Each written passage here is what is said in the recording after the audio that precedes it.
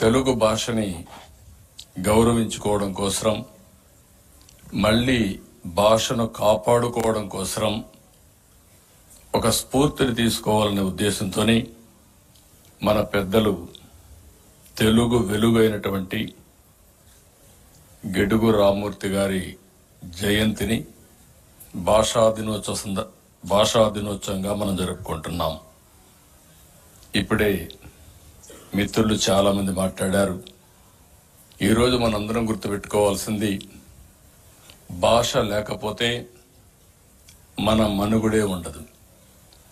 తెలుగు జాతికి ఉనికి, మన యొక్క నాగరికత గాని సంస్కృతి సాంప్రదాయాలకు మూలం మన భాష. ఈరోజు మనందరం గర్వంగా ఉన్నాం. దానికి కారణం మనం తెలుగు మాట్లాడుతున్నాం కాబట్టి.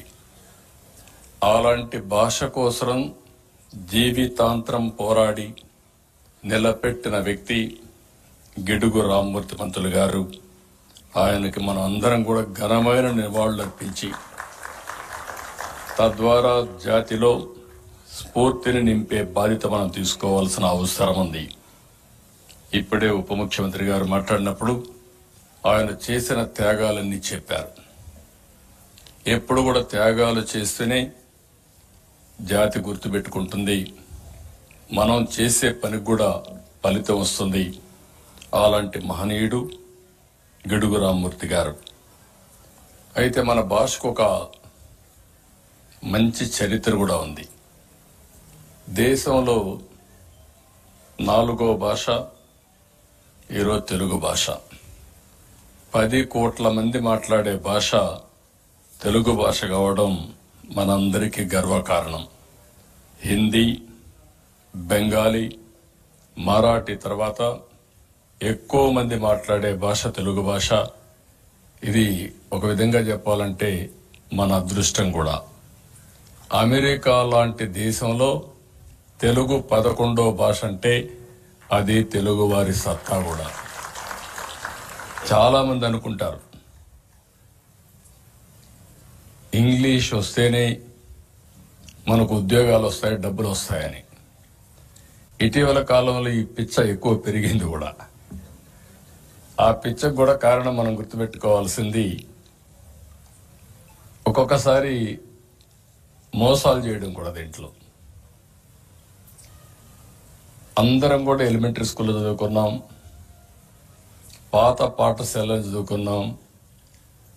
అక్కడి నుంచి విదేశాలకు వెళ్ళి బ్రహ్మాండంగా రాణిస్తున్నారు. ఆ రోజు ప్రాథమిక విద్య ఇంగ్లీష్లో చదువుకునేది మాతృభాష తెలుగు భాష. ఈరోజు దేశంలో కూడా చాలా వరకు అనేక మంది ఎన్నో ప్రయత్నాలు చేసి ఏదైతే మనలో నాలెడ్జ్ రావాలంటే మాతృభాషలోనే సాధ్యం. అందుకే ప్రాథమిక విద్య మాతృభాష తప్ప వేరే భాషలో చేయడానికి వీలు లేదని కూడా చాలా స్పష్టంగా చెబుతున్నారు. ఈరోజు ఇంగ్లీష్ని నేర్చుకోవాలి. నేను కూడా ఒకటే చెప్తుంటాను ఎప్పుడు, ప్రపంచంలోనే అగ్ర జాతిగా తెలుగు జాతి తయారు కావాలనేది మా అందరి యొక్క ప్రగాఢ ఆకాంక్ష. అవుతాం, దాంట్లో అనుమానం కూడా లేదు. ఈరోజు గర్వంగా చెప్పగలుగుతున్నాం, ప్రపంచంలో ఏ దేశానికి వెళ్ళినా ఎక్కువ సంపాదన సంపాదించేది భారతీయులు. దాంట్లో 30% తెలుగు వాళ్ళు. అది తెలుగు జాతికే గర్వకారణం. ఇది జరిగిందంటే వాళ్ళు ఇంగ్లీష్లో చదువుకొని వెళ్ళా, మామూలు తెలుగే చదువుకొని తర్వాత సంపాదన కోసం ఇంగ్లీషు నేర్చుకునే పరిస్థితికి వచ్చారు. ఇంకొక విషయం కూడా చూస్తే, ఇక్కడుండే తెలుగు వాళ్ళకంటే విదేశాల్లో ఉండే తెలుగు వారికి తెలుగు జాతి అన్నా, తెలుగు సాంప్రదాయాలన్నా, మన నాగరికత అన్నా, సంస్కృతి అన్నా ఎక్కువ అభిమానం ఉంది.